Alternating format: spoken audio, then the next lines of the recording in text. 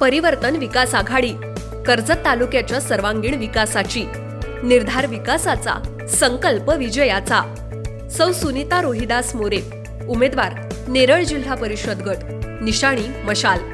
श्री भगवान बाळकृष्ण जंसे, उमेदवार नेरळ पंचायत समिती गण, निशाणी घड्याळ।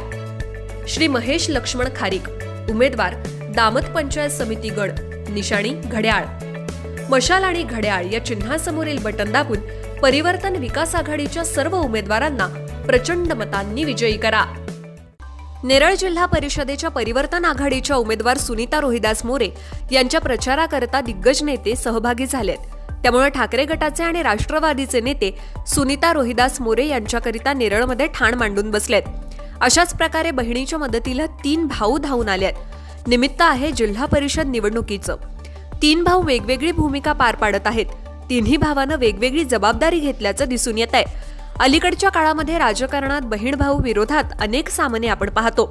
मात्र हे तिन्ही भाऊ व्यावसायिक असून आपल्या बहिणीला निवडणुकीत मदत झाली पाहिजे याच दृष्टीनं पडद्यामागे राजकीय भूमिका पार पाडत आहेत।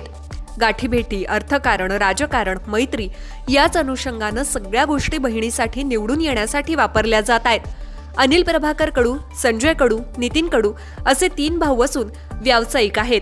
त्यामुळे तिन्ही भाऊ बहिणीच्या मदतीला जिल्हा परिषद नेरळ परिवर्तन आघाडीच्या उमेदवार सुनीता रोहिदास मोरे यांच्याकरिता मैदानात उतरलेत।